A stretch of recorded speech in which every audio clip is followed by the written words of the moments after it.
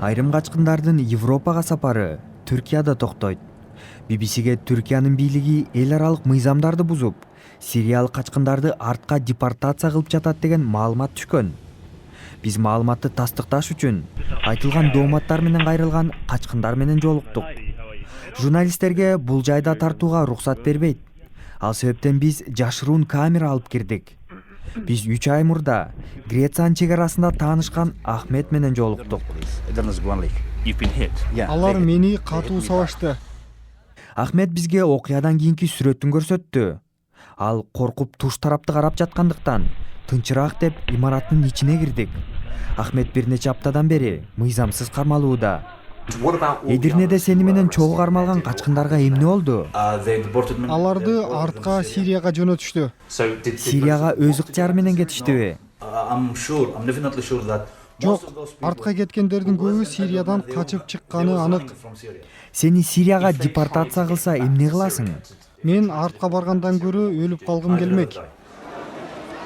Ахмет сентябрь айында чек арага жакын жайгашкан Эдирне шаарынан чыгып кетпей койгондордун бири. Аларды коопсуздук кызматкерлери качкындар лагерине алып кетишкен. Бирок мигранттарды андан ары кайсыл жайга алып барасыңар деген суроого полиция жооп бербей койгон. 3 айдан кийин биз Сирияга депортацияланган адамдардын бирин таап чыктык. Ал согуш тилкесине айланган өлкөсүнөн кайрадан качып чыгып, BBC менен Түркиянын түштүгүндө жолукту. Сирия менен чектеш аймакта бизди мажбурлап, артка өз ыктыяры менен баратам деп жазылган кагазга кол койдурушкан. Эл аралык Amnesty International уюму ондогон, жүздөгөн сириялыктар мыйзамсыз депортацияланганын билдиришүүдө.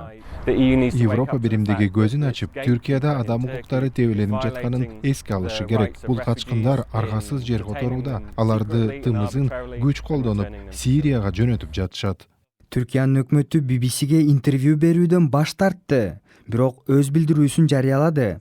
Сириялык качкындар Түркиядан Сирияга депортацияланды деген маалыматты четке кагабыз. Качкындарды мыйзамсыз камакка алуу жана аларды согуш болуп жаткан өлкөгө депортациялоо бул олуттуу айыптар. Көптөгөн сириялыктарга жардам көрсөтүп келген өлкөгө эми эл аралык мыйзамдарды бузууда деген дооматтар айтылууда.